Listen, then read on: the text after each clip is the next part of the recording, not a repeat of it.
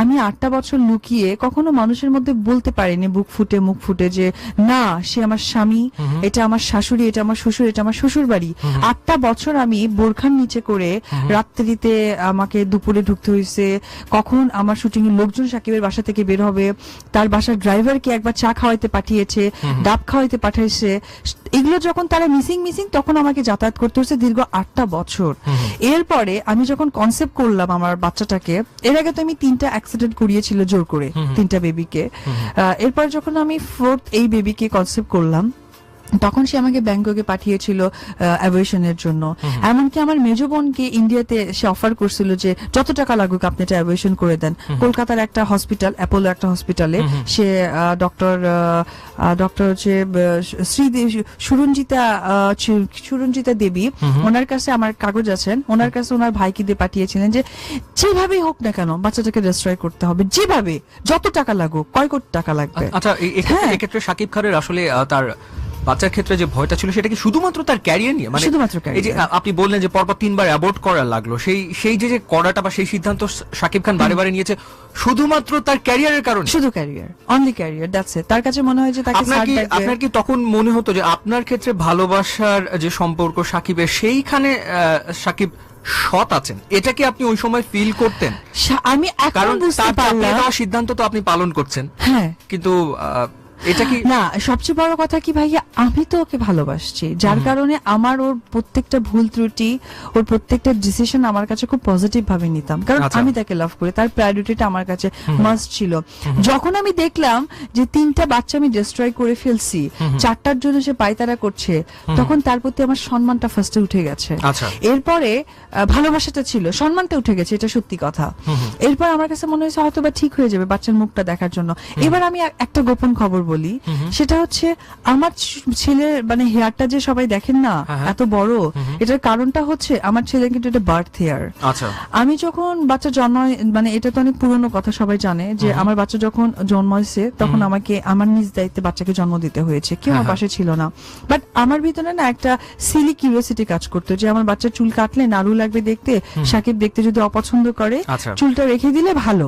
পরে আমি ডক্টরের সাথে আলোচনা করলাম যে আচ্ছা ওর বাবাকে তো দেখেনি, ওর বাবাকে একটু বাচ্চাকে দেখাই, কারণ আমার বাচ্চার চুল যখন হয়েছে তখন অনেক ঘন ছিল, যদি আমি কেটে ফেলি তাহলে হয়তো ওর বাবার দেখতে যদি খারাপ লাগে, আমাকে যদি অ্যাভয়েড করে, মিসআন্ডারস্ট্যান্ডিং করে, বাচ্চা যদি মানতে না চায়, যার কারণে কিন্তু আমার বাচ্চার চুলটা রাখা হয়েছে। এরপরে মানে তাতেও দেখলাম যে না, তার মন আমি গলাইতে সক্ষম হইনি, মানে আমি এবং আমার ছেলে। যাই হোক, এটা হয়তো বা আমার ব্যর্থতা, বাট আমি একদিকে সার্থকতা বলবো যে আজকে আমি গর্বের সাথে বলি আমার একটা ছেলে আছে যার নাম আব্রাহাম। এই অনুভূতিটা নিশ্চয়ই ভীষণ রকম পীড়াদায়ক, যাকে আপনি মানে একেবারে মন প্রাণ উজাড় করে ভালোবাসলেন। পীড়া না, আমি এটাকে খুব পজিটিভলি নিচ্ছি। সাকিব যা স্টেপ নিচ্ছে, আমি প্রত্যেকটা স্টেপে কোনো প্রকার আমার কোনো প্রতিক্রিয়া নাই, সবকিছুতেই আমার হ্যাঁ। তবে এটুকুই বলি যে পৃথিবীতে মানুষ বাঁচে কয়দিন, সাকিব তার কেরিয়ার নিয়ে আছেন, আজকে সাকিব 40 তার এজ, আমার ছেলের বয়স 15 থেকে 16 মাস। আমার ছেলে যখন 40-তে যাবে তখন সাকিব চলে যাবে 80-তে। তো যখন একটা মানুষ 80-তে যায় তখন তার শরীরে বার্ধক্য জড়িত চলে আসে, তার বয়সের ভার চলে আসে। তখন যদি আমার ছেলে তাকে একটা অপমানজনক কথা বলে বসে, সে কি নিতে পারবে? যখন জয় জানবে যে আমার জন্মাবার কারণে আমার মাকে সংসার ছাড়তে হয়েছে, আমার মাকে মানুষের মধ্যে ছোট করা হয়েছে, তখন অ্যাজ এ হিউম্যান বিং জয় তার বাবাকে কতটুকু সম্মান দিবে, ওটা আমার কাছে বেশি পীড়াদায়ক। সেটা আরেকটা ডাইনামিক্স, এই সম্পর্কের আরেকটা ডাইনামিক্স, যে বাবা এবং সন্তানের ব্যাপারটা আসলে কি দাঁড়াবে। আমি আপনার কাছে যেটা জানতে চাই, অর্থাৎ আপনার যে মনের নায়ক, সে হঠাৎ করে খলনায়কে পরিণত হলো, এবং খলনায়ক হতে গিয়ে সে এমন একটা পর্যায়ে এলো যে সে শেষ পর্যন্ত আপনার চোখে প্রতারক, চরিত্রহীন এবং প্রতারক। অর্থাৎ যাকে আপনি ভালোবাসলেন, যে ভালো তো মানুষ যখন বাসে তখন তো ওভাবেই বাসে, নায়ককেই ভালোবাসে, তো সেই নায়ক খলনায়ক এবং খলনায়ক থেকে প্রতারকে পরিণত হলো আপনার চোখে।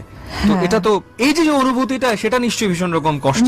আমার কাছে মনে হয় যে অনুভূতি কি আর বলবো, আমার কাছে মনে হয় যে সাকিব, পৃথিবীতে কোনো মানুষ বলতে পারবে না যে আমার ভিতরে বিন্দু পরিমাণ কিছু নেই। হয়তো বা সেটা তার ভালোবাসা হতে পারে, বা তার ওয়াইফকে ঠকিয়ে হতে পারে, বা তার বাবা মাকে ঠকিয়ে হতে পারে, বা সে তার ব্যবসা প্রতিষ্ঠানে ঠকিয়ে হতে পারে। প্রত্যেকটা মানুষই তার পজিশন বুঝে, তার অবস্থান বুঝে একটু হলেও স্বার্থের দিকে দেখে, নিজের স্বার্থকে দেখে।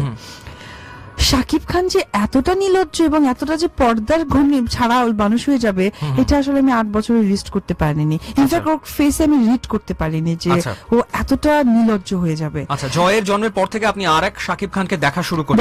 জয় কনসেপ্ট করার পর থেকে। আচ্ছা, কনসেপ্ট করার পর থেকে, কারণ বাবা আমার বাচ্চাটা কনসেপ্ট করার পর থেকে আমি 2 মাস টোটালি আমার মতো করেছিলাম। পরে হয়তো শাকিবের ভয়টাই হয়েছে যে উপর যদি কাউকে বলে দেয়, যে ভয়টার ভিতরে ছিল, যার কারণে আমি টিভিতে আসার আগেও সে বলছে যে বাচ্চা নিব, অপু নিব না। আচ্ছা, আপনি 8 বছর ধরে তার সাথে তো ছিলেন, তো সেই ক্ষেত্রে এতটা ইনসিকিউরিটি শাকিব খানের ভেতরে কেন, সেটা কি আপনি অনুধাবন করতে না, আমি পেরেছেন? করতে পারিনি। আমি কখনোই রিড করি। আমি রাতে 2টা-3টায় সে বাসায় ফিরতেন, আমি তাকে রান্না করে খাইয়েছি। তারপরে সকাল ভোর 6টার দিকে আমাকে আবার লুকিয়ে লোক চক্ষুর আড়ালে বের হতে হতো, কারণ আমার শুটিং থাকতো। আমি অনেক কাজ করেছি, আমাকে এবিসিতে মুভ করতে হবে, তো আমি সারা রাত জেগে তাকে খাইয়ে আমি মুভ করেছি। না, আমি আসলে রিড করতে পারিনি ভাই। আমি টোটালি সংসারটাকে চেয়েছিলাম, কারণ আমাদের ধর্মে সংসার ত্যাগে কোনো মেয়ে থাকে না। তারপরেও মানে কিছু অনেক প্রসঙ্গ আসে, যার কারণে আমি আসলে সংসারটা ছাড়তে চাইনি। না, আমি বারবার এই কথাটা কেন বলছি, কারণ শাকিব খান তার ক্যারিয়ারে একটা সময় একটা অপ্রতিদ্বন্দ্বী জায়গাতে ছিলেন, যেখানে আসলে তার কোনো কম্পিটিটর ছিল না। বাংলাদেশের ফিল্ম ইন্ডাস্ট্রিতে শাকিব খান এমন জায়গায় পৌঁছে গিয়েছিলেন, সেখানে আসলে তার আর কোনো প্রতিদ্বন্দ্বী নেই।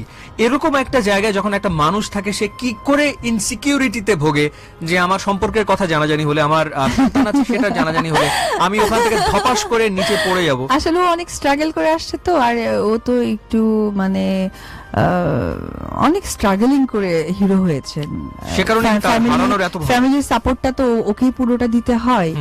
ওই ভিতরটা, ওই ভয়টা তার কাজ করে, সেই ভয়টা তার এখনো কাজ করে যাচ্ছে। এত বছর ধরে ইন্ডাস্ট্রিকে সার্ভ করার পর তার ভিতরে ভয় কাজ করে যাচ্ছে। বাট এই ভয়টা তার ভিতরে কাজ করছে না যে আমি যে চরিত্র নিয়ে ঘাটাঘাটি করছি, আফটার 10 ইয়ার্স পরে আমার বাচ্চাকে আমি